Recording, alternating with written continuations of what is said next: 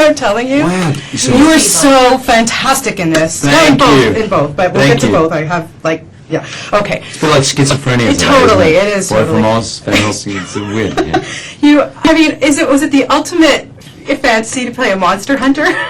You know, it was. It was kind of, I mean, I grew up with horror movies was everything to me as a teenager particularly, and, you know, to be in a movie where I'm facing Dracula and Frankenstein and the werewolf and Dr. Jekyll and Mr. Hyde was kind of, at first, a little bit daunting.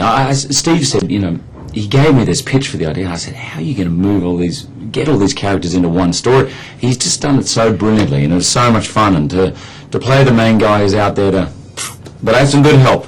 Yeah, well, I mean, everybody in this is fantastic. I have to say. I mean, working opposite Richard, though, I mean, he's the best Dracula I think I've seen on screen. I agree. I think he's a brilliant Dracula. I mean, people said to me, were you nervous about playing Van Helsing? I mean, he's quite revered and I said, come on, let's face it, the guy playing Dracula, that's like the Hamlet of horror movies, you know. It is, and there's great people have played it, and it's really one of the most enduring stories around. And he was just so sexy and funny and brilliant, and for me, I saw Richard on stage when I was 21, and he was one of the reasons. He was doing a play called Burn This. He was one of the reasons I wanted to become an actor. So it was great for me. Yeah, what a thrill. Van Helsing has some fantastic weapons. Your favorite one? My favorite one are the Tojo blades. They're just so cool. I mean, when I was a teenager, if I could have had some of them, that would have been great. And the crossbow was pretty cool, although I've got to admit that crossbow weighed about 45 pounds. Steve used to say, come on, Van Helsing, you're shaking, you know. I say, man, this thing's 45 pounds, you know.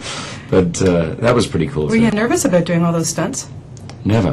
Wow. No, I mean, I always had this kind of confidence that an insurance company person will step from behind a tree and say, you can't do that, you know. So somehow I always just feel like I can always watch a stunt. I say, you do it for me, and they do it, and I say, yes or no, you know. So, no, I had a blast doing it, you know. I have to talk to you about the show because, oh my God, like I said, you are just so spectacular in this, and you have just got Peter so down pat, and I thank you for that as a huge fan of Peter Allen and yours.